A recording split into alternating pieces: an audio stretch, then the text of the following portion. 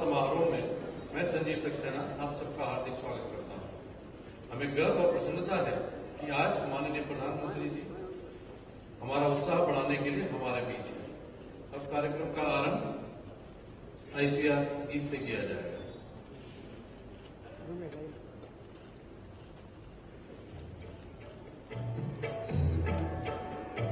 जय जय कृषि परिषद भारत की, सुखद प्रतीक हरित भारत की।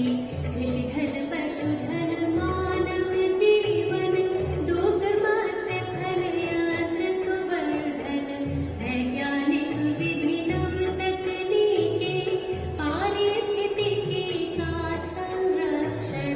शस्य श्यामला छवि भारत की, जय जय कृषि परिषद भारत की। हिम प्रदेश से सागर तट तक, मरुधरती से पूर्वोत्तर तक। हर पथ पर है मित्र कृषक की, शिक्षा शोध प्रसार सकल तक। आशा स्वावलंबित भारत की, जय जय कृषि परिषद भारत की। जय जय कृषि परिषद भारत की। अब मैं केंद्रीय कृषि मंत्री श्री राधा मोहन सिंह जी से अनुरोध करता हूं कि कृपया माननीय मुख्य अतिथि का स्वागत करें तथा स्मृति चिन्ह भेंट कर हमारे आदर और आभार को प्रकट करें।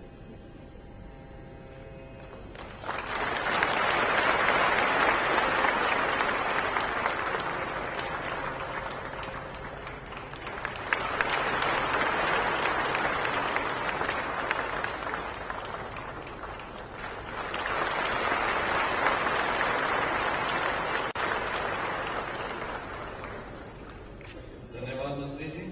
अब मैं डेयर के सचिव और आईसीआर के महानिदेशक महोदय से अनुरोध करता हूं कि कृपया बिहार के महामहिम राज्यपाल महोदय का स्वागत करें।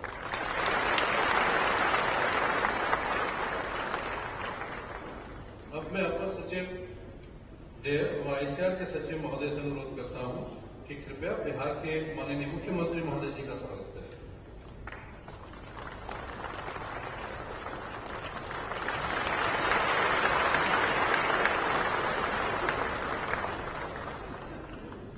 अब मैं माननीय केंद्रीय कृषि मंत्री एवं आईसीआर सोसाइटी के अध्यक्ष श्री राधा मोहन सिंह जी से अनुरोध करता हूं कि कृपया अपने स्वागत भाषण से मुख्य अतिथि तथा सम्मानित अतिथि का स्वागत करें। आज की समारोह में उपस्थित देश के सबों के प्रिय नेता आदरणीय प्रधानमंत्री श्री नरेंद्र मोदी जी,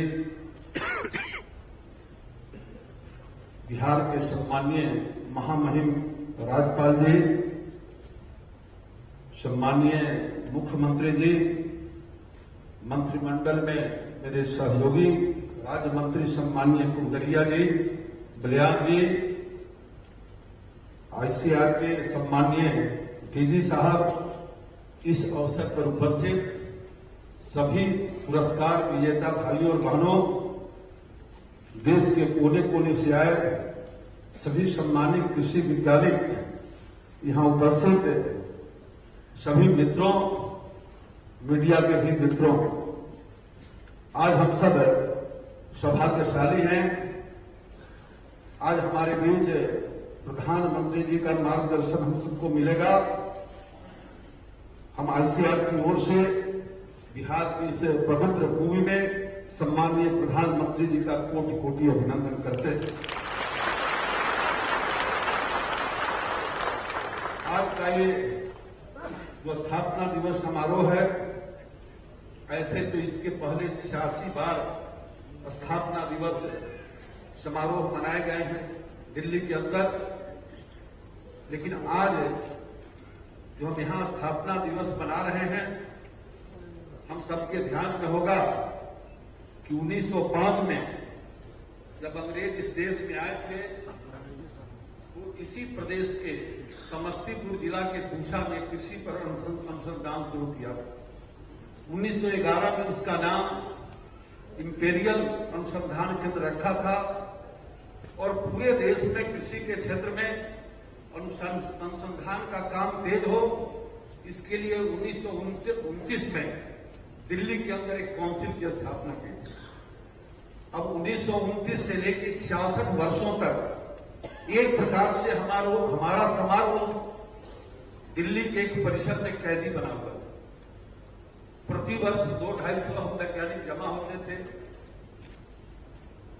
प्रधानमंत्री जी का मार्गदर्शन मिलता था और फिर 2-3 घंटे के बाद हम सब वापस जाते थे। आज हम सब सौभाग्यशाली हैं कि कृषि में अनुसंधान की शुरुआत जिस मिट्टी से हुई थी, जिस राज्य की धरती से हुई थी, वहां इसका हम स्थापना दिवस समारोह मना रहे हैं। लेकिन हम सबके मन में एक भाव रहता है कि जिस मिट्टी से अनुसंधान का काम शुरू हुआ, ये सपना हम देख रहे थे जब से सरकार में आए कि जिस मिट्टी में अनुसंधान शुरू हुआ कृषि में, वो पूषा जो दिल्ली में है वो असली नहीं है, असली पूषा बिहार के समस्तीपुर की है। तो हमारा एक सपना था, एक समय ऐसा आए कि हम अपना स्थापना दिवस पूषा के परिसर में मनाए, समस्तीपुर जिला के पूषा के परिसर। लेकिन वो सपना भी पूरा करने का अवसर हमें प्रधानमंत्री जी ने दिया है। उसको जो कृषि विश्वविद्यालय को कैबिनेट की मंजूरी दी है केंद्रीय विश्वविद्यालय के रूप में, तो आने वाले 1-2 वर्ष में वो भी सपना पूरा होगा कि अगले 1-2 वर्ष के बाद जब हम अपना स्थापना दिवस मनाएंगे तो उसी मिट्टी पर मनाएंगे, उसी पूषा में मनाएंगे जो बिहार के समस्तीपुर में स्थित है। बिहार देश भर के वैज्ञानिक और बिहार के हम सब लोग प्रधानमंत्री जी के प्रति आभारी हैं और हम इसलिए भी अभिनंदन करना चाहते हैं कि उसको केंद्रीय विश्वविद्यालय बनाने का कैबिनेट के द्वारा इन्होंने जो मंजूरी दी है, इसके लिए हम सब बिहार के लोग और देश भर के कृषि वैज्ञानिक आभार प्रकट करते हैं। मित्रों, हम सबको स्मरण होगा, माननीय प्रधानमंत्री जी ने पिछले बार जब हम स्थापना दिवस मना रहे थे तो उनका प्रेरणादायक उद्बोधन सबको प्राप्त हुआ था और उसके बाद उनके मार्गदर्शन के बाद हमने कई पहले किए, कई कार्यक्रम प्रारंभ किए हैं और कई खोज भी हम लोगों ने किए हैं। उसके विस्तार में हम नहीं जाना चाहते, लेकिन कुछ नई पहले हैं जिसका शुभारंभ आज आदरणीय प्रधानमंत्री जी करेंगे। और उसी में प्रधानमंत्री जी ने कहा था, जो इनका सपना है कि हिंदुस्तान का किसान दुनिया का पेट भरे और हिंदुस्तान की कृषि, हिंदुस्तान के किसान का जेब भरे। मैं प्रधानमंत्री जी को विश्वास दिलाना चाहता हूं कि देश के जो 2700 कृषि वैज्ञानिक आपके मार्गदर्शन में, आपके निर्देशन में, आपका जो सपना है कि हिंदुस्तान का किसान दुनिया का पेट भरे और हिंदुस्तान की कृषि किसान का जेब भरे, इस सपना को हम निश्चित रूप से पूरा करेंगे।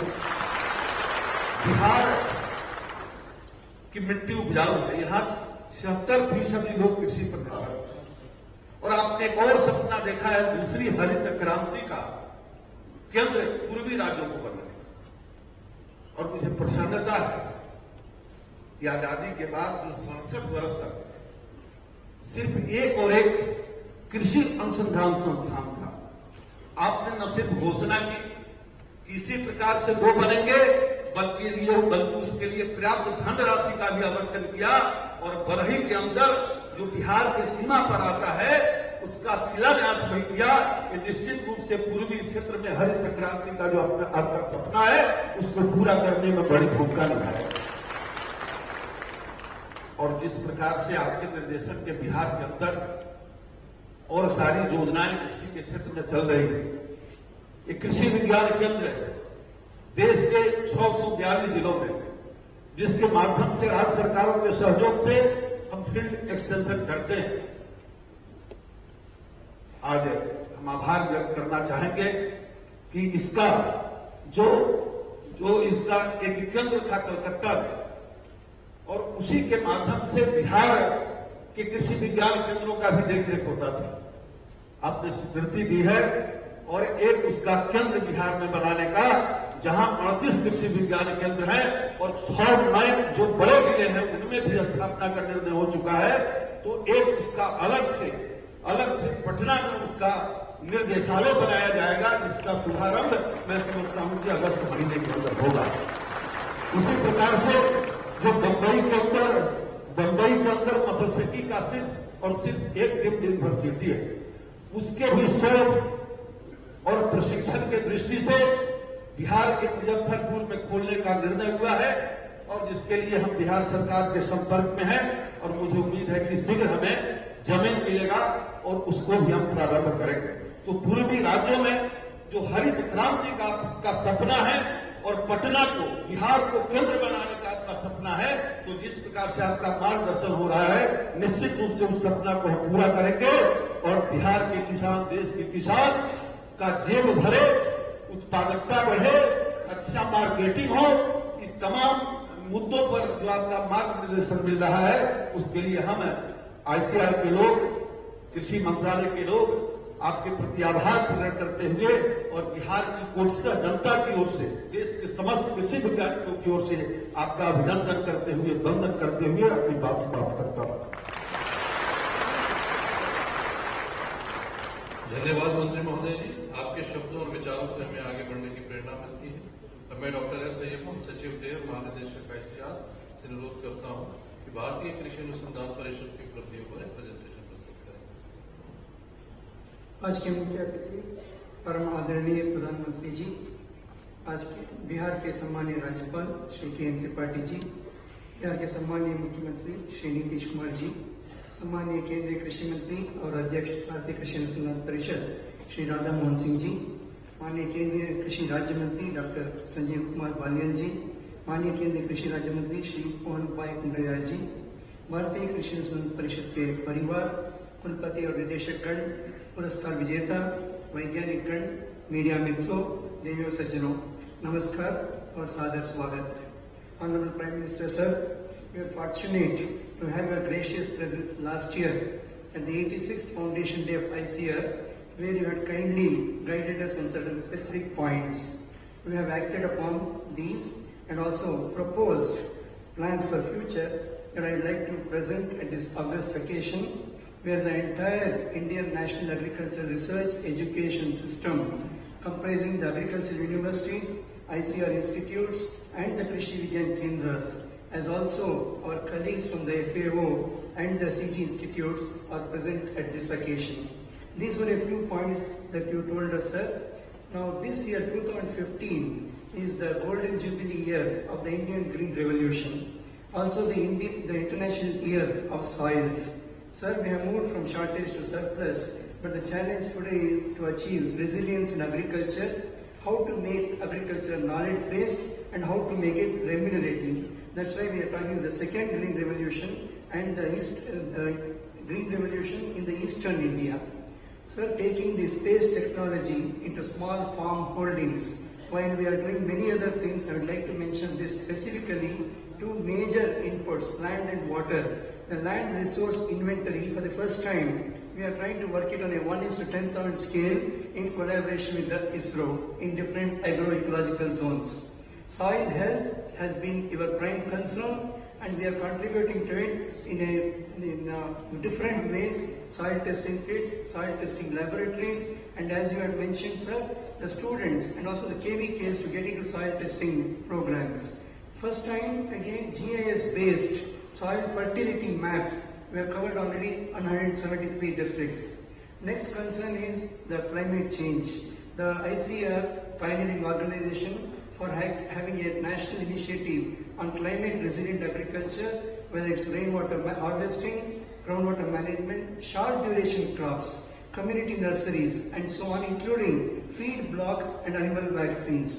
Or, for example, this product called hydrogel that can hold water up to 1,000 times to be used in small farms.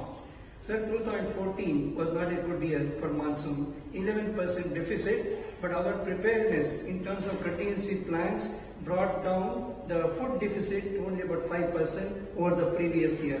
Now this year, sir, again, right from the month of February, in collaboration with each state government, we have prepared 600 district contingency plans. This is what has stood us in good strength, and I would like to also mention this El Nino and vis-a-vis the drought, that combination We have tried to absolutely map it in collaboration with the Indian Meteorological Department, Ministry of Earth Science and so on. And this is what today, with regard to short duration variety crops, particularly the seed that has been bought by the farmers this year, mostly from the short duration varieties.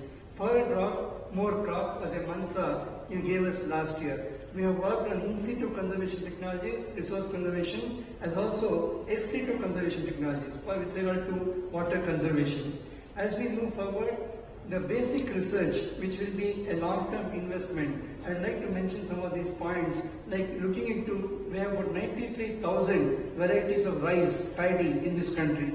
To have a good tagging, we have worked on these SMP chips, as also the genomics. That's what we hear wherever we travel, whether it's in China or Brazil. Now this is what we have completed: rice, wheat, tomato, brinjal, pulses, some of the pulses, fish and buffalo. Now further, the National Agricultural Science Fund is patterned on the US model. So this year, since the last 14 months, I'd like to mention here specifically 82 new varieties of cereals, pulses, oilseeds, as also 11 varieties of vegetables and fruits. Seed for need is what we are now addressing for the smallholder farmers. Varieties again for resilience and profit. The wheat variety we have for the northwestern zone. Also the Pusa Basmati, which we earn about 25,000 crore rupees in export earnings. This variety has been improved over the previous one, 1121. Also, sir, one high protein rice, 11.5% protein in the eastern India that we have been able to identify. Sorghum, pearl millet, the coarse millets as nutri cereals.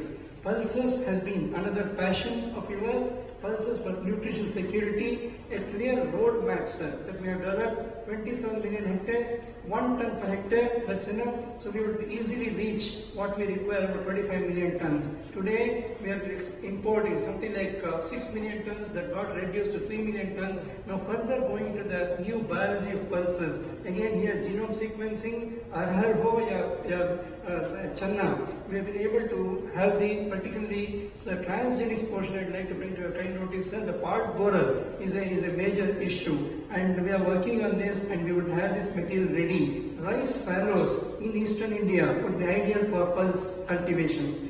Groundnut, again a concern with regard to oil seeds. The short duration ones, 95 to 105 days, or the mustard, rapeseed mustard, sarson ka jo hai, it's about 2.3 tons. That's the level we have reached in improved Indian mustard. Horticulture, the plantation crops, the disease has been a problem. Now we are able to have these varieties of superior tender coconut. We serve for the first time the hybrid, cashew hybrid, 11 to 12 grams each cashew nut. Date palm in the western India, particularly Gujarat, Rajasthan, we have the tissue culture protocol absolutely standardized. Floating horticulture, we call it aquaponics, hydroponics and so on. Floating horticulture is an emerging dimension in horticulture. Also the vertical farming. Now this is what we are concentrating, focusing on in futuristic ways. With regard to the animal breeds, this year we have been able to register some of these from Rajasthan, Manipuri cattle, Sholapuri sheep. Now each of these are very hardy, resilient and disease resistant. This is what we would like to bring before you, sir. Animal cloning, I'd like to submit and assure, we are at the global level. Whether it's US or Australia, with regard to cloning from different sources, these are buffalo cloning, or for the first time, joint platform with the Indian Council of Medical Research with regard to zoonosis center that's been contemplated at Kanpur. These are something that are coming up. I'd like to also mention, this year, India became a 10 million ton fish country. This is again a record, sir. And with regard to Hilsa, which is a major issue, importing Hilsa from Bangladesh, during this year, we have been able to standardize the breeding and the seed production is already there. Seaweeds, that was a point that you mentioned last year, sir, should be brought to agriculture particularly, so field crops and so on. So the seaweed extract that we have tried with some vegetables like okra or incorporating seaweeds into animal ration, animal food ration, have given very good results, as also high value compounds, agarose from seaweeds. Namami Gange, a major program in which ICAR is partnering with regard to these important fish species. These are indicator species. If they are found, the water is clean. So this is what we have joined the program in the recent past. Organic farming, another mission that the government of India has again with greater vigor brought in. I'd like to mention during this year, 9 organic products were accorded GI registration, and mostly in the northeastern India. The northeastern India, the tribal regions, this is where we are talking of a fine combination of ITK and science and technology to bring that kind of money to these weaker sections. Now, the problems that we have with regard to some of the water guzzling crops, like particularly sugarcane. Sugarcane is one concern. Now, here the diversification possibilities that we have with regard to, for example, in Maharashtra, the horticulture that has come up in the sugarcane fields, or sugar beet as an option is what we are bringing before you. The health concerns, the one health that we talk of, the soil, plant, animal and man. So in this direction, new diagnostics that have come up, amazing possibilities. One chip that can diagnose more than 1,000 viruses is what we have in this year. The national agri-security we had briefly mentioned last year. Now with regard to new diagnostics, as also the vertebrate pest management and new network that we have launched during the year.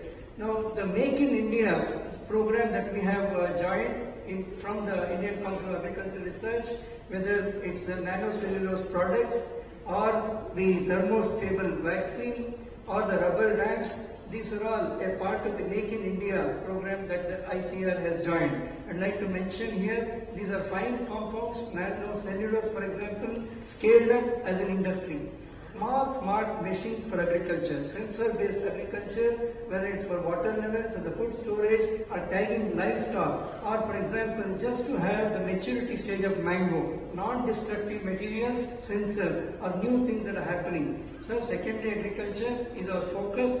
We have revalidated the post-harvest losses. Now this comes to about 92,000 crore rupees of post-harvest losses in agriculture every year. Now this is what we are trying to address in terms of processing, value addition, as also intelligent packing along with food quality, safety, assurance. Now coming to some of the IT applications in agriculture, a number of apps that we have been able to develop, as also ICAR as a knowledge partner in the new initiative DD Kisan. ICAR with Digital India, lot of the databases that we have developed, also the e-governance, and the first time a national agriculture, the bioinformatics grid that we have in the country. Krishi Vigyan Kendra Sir, the Agri-Skill Development Lab to Learn. What we are trying to tell the farmers is not only what, but why and how. We would like to, at this forum of National Conference of KVKs, would like to express our gratitude that under your leadership, chairmanship, the Union Cabinet has approved 3,900 crore rupees for the KVKs, new KVKs, new KVKs, as was mentioned by the Honorable Minister, and also the renewed KVK infrastructure for delivery. These are all the new things that have happened in the KVKs. The PPP model for agro-advisory, again a new initiative from the B2B, the platform that we are talking about, and this is synergy between public and private agencies interested in agriculture. Under your leadership again, sir, with this reaching out to farmers, we are thankful that you dedicated one edition of Man Ki Baat for exclusively talking to farmers and agriculture. And now we would like to address farmers as agripreneurs than just farmers. That's where secondary agriculture is important. A new initiative again by our Honorable Agriculture Minister, the Mera Gaon, Mera Gaurav, that will be launched today. Scientists to join to become social science agents. Sir, at this time, we would like to again say how grateful we are for the renewed trust for quality agricultural education in this country, whether it's the Central Agriculture University in Jhansi or the Agricultural Biotechnology Institute in Ranchi, IIR Jharkhand, and the RAU that was mentioned as CAU, and also the National Agricultural Education Accreditation Board, agriculture in secondary schools, linking agriculture universities with commodity boards. Very important thing, sir, that has been just addressed on the 16th July by the Union Cabinet for about 2,900 crores, enhanced scholarship for students. Also, IIR Jharkhand, a first in the century. Sir, we are proposing the National Agricultural Higher Education Project as a reform process in the universities. The overseas reach, the ICAR country focus but global reach. In this month only, you were at UFA, sir, and we are grateful to you that you envisioned this Agriculture Research Center of the BRICS and also the Netaji Subhash International Fellowship, and further the overseas efforts that we are making from ICAR, whether it's in Nepal or Myanmar or Afghanistan and Africa in particular. Coming to 2050s, sir, you had told us जब भारतीय कृषि अनुसंधान परिषद का centenary होगा, that means another 13 years by 2029. What are your plans? So that we have developed. That's about 2030 document that we talked about. Further, as a futuristic organization, we have developed documents, vision documents for 2050. Now, what we would like to do is by 2030 enhance productivity. Now, that's what is our main concern, by 40%, using all these tools, including hybrid technology or the GM technology that's being adopted by many countries, reduce emissions from agriculture. In this context, agriculture research, education, extension for food national security, we had convened meetings of our colleagues, sir, who will be in service in 2050. It was great to hear them, their imaginations as they go along. This is what is the group that we will be having in 2050. 2050 and beyond, in schools, in colleges, and entrepreneurs. How we would address, include agriculture in all these dimensions was the important thing. Agri-robotics is the future, as we have been seeing, the problems in labor and so on. The last slide that I would like to mention here, sir, we are talking of triple I's: integration, innovation, investments. So in this format, more of integrated farming systems, peri-urban farming, as I said, vertical farming, One Health, referral laboratories, skill development, value chain, a real value for produce. These are all what we have envisioned on this occasion. And with this, we think technology-led agriculture, protein-focused farming, because we are producing a lot of cereals, rice and wheat, but what we require today is protein, quality and safe food, skilled human resource, and hope for farmers. This is what we are bringing from the Indian Council of Agricultural Research under your leadership at this stage, sir, to express our gratitude and respect to you, and also to say how committed we are to the Indian farmer. I would request everyone to give a standing ovation to the Honorable Prime Minister of India, who is the Chief Guest of this occasion.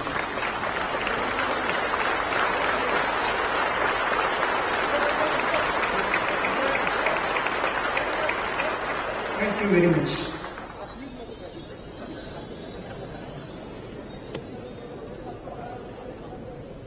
Thank you doctor. और अब समय है माननीय प्रधानमंत्री महोदय के कर कमलों से भारतीय कृषि अनुसंधान परिषद पुरस्कारों के विजेताओं को सम्मानित करना। विजेताओं को बुलाऊंगा। इस क्रम में सबसे पहले सरदार पटेल आईसीआर उत्कृष्ट संस्थान पुरस्कार के विजेताओं को सम्मानित किया जाएगा। ये पुरस्कार प्रत्येक वर्ष परिषद के एक बड़े संस्थान, एक छोटे संस्थान और एक कृषि विश्वविद्यालय को प्रदान किया जाता है। कृषि विश्वविद्यालयों के वर्ग के अंतर्गत असम कृषि विश्वविद्यालय जोरहट को प्रस्तुत किया जा रहा है। पुरस्कार ग्रहण करने के लिए मैं अनुरोध करता हूं असम कृषि विश्वविद्यालय के वाइस चांसलर डॉक्टर के विजयपुरिया जी भी मंच पर आए। यह विश्वविद्यालय भारत के संपूर्ण उत्तर पूर्व क्षेत्र के लिए पीढ़ी विश्वविद्यालय के रूप में कार्य करता है। साथ ही अपने नवीनोन्मेषी प्रौद्योगिकी के जरिए कृषि अनुसंधान की महत्वपूर्ण भूमिका निभा रहा है। बड़े संस्थान के वर्ग के अंतर्गत हैदराबाद स्थित बरानी कृषि अनुसंधान संस्थान क्रीडा को ये पुरस्कार दिया जा रहा है। मैं अनुरोध करूंगा डायरेक्टर डॉक्टर चिरुकुमली श्रीनिवास राव जी से कि वो पुरस्कार ग्रहण करें। इस संस्थान ने कृषि विश्वविद्यालयों के सहयोग से विकसित लगभग 600 जिला आकस्मिक योजनाएं, एग्रीकल्चर कंटीजेंसी प्लान्स को राज्यों में जिला प्रशासन द्वारा लागू किया। छोटे संस्थान में राष्ट्रीय अश्व अनुसंधान केंद्र हिसार को पुरस्कृत किया जा रहा है। मैं आमंत्रित कर रहा हूं डॉक्टर बी त्रिपाठी को, निदेशक संस्थान के। देश में पशुओं के सभी प्रमुख रोगों के उपचार और नए रोगों की रोकथाम के लिए एकमात्र संस्थान। पुरस्कार की अगली कड़ी में जगजीवन राम अभिनव किसान पुरस्कार की घोषणा की जाती है। इस वर्ष ये पुरस्कार राष्ट्रीय स्तर पर श्री दीपेन्द्र कुमार मुकुंद भाई साहब को समर्पित किया जाता है। श्री साहब सृजन के बीजों का मूल्यवर्धन करते हैं। मैं आमंत्रित करूंगा डाइवर्सिटी फाइड एग्रीकल्चर एनजी रंगा पुरस्कार से सम्मानित श्री गुरप्रीत सिंह शेरगिल को। ये पुरस्कार विविधतापूर्ण कृषि के क्षेत्र में अपनी नई सोच के कुछ योगदान के लिए किसानों को प्रदान किया जाता है। अब समय है कृषि अनुसंधान एवं विकास के क्षेत्र में उत्कृष्ट पत्रकारिता के लिए चौथी चरण से पुरस्कार की घोषणा का। इस वर्ष इलेक्ट्रॉनिक मीडिया के लिए पुरस्कार श्री अरविंद कुमार सिंह को दिया जा रहा है। श्री सिंह राज्यसभा के में सहायक संपादक हैं। इलेक्ट्रॉनिक मीडिया में ही एक पुरस्कार श्री जयप्रकाश सिंह को भी दिया जाता है। मैं उनसे अनुरोध करता हूं कि मंच पर आकर पुरस्कार ग्रहण करें। श्री सिंह ईटीवी नेटवर्क के सीनियर प्रोड्यूसर हैं।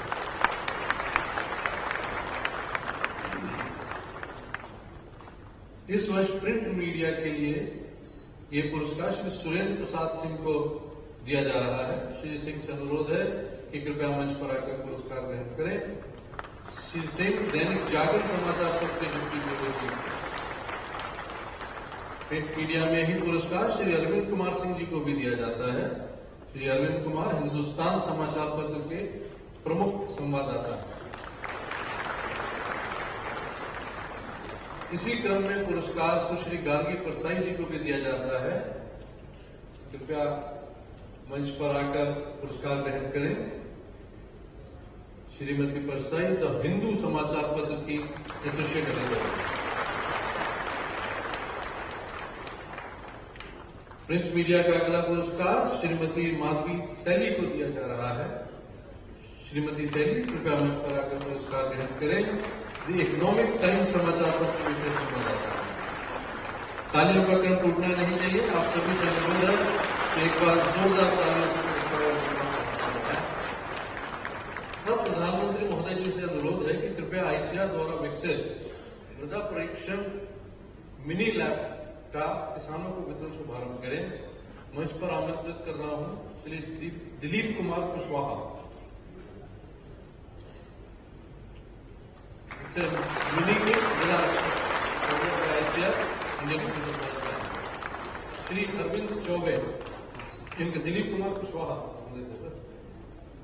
अब हम बुलाएंगे श्री अरविंद चौबे जी को।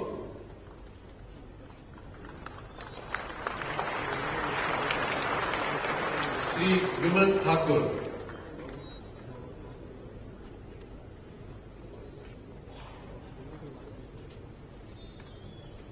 श्री विमल किशोर ठाकुर।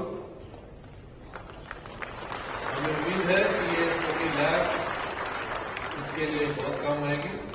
धन्यवाद माननीय प्रधानमंत्री महोदय जी, आपने अपने कार्यक्रमों द्वारा पुरस्कार प्रदान करके सबका हौसला बढ़ाया और प्रोत्साहित किया। अब मैं माननीय प्रधानमंत्री महोदय जी से अनुरोध करूंगा कि कृपया भारतीय कृषि अनुसंधान परिषद की नई योजनाओं का रिमोट द्वारा शुभारंभ करें।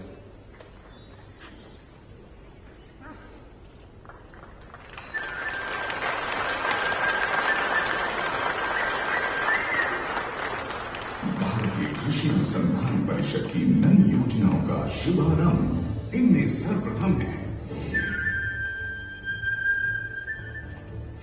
Farmer first. विज्ञान और प्रौद्योगिकी का साथ, किसानों का आर्थिक विकास। इसके तहत किसानों की भागीदारी से कृषि प्रौद्योगिकी का विकास तथा सुधार और जानकारियों की डिजिटल साझेदारी 100 अनुसंधान संस्थानों तथा कृषि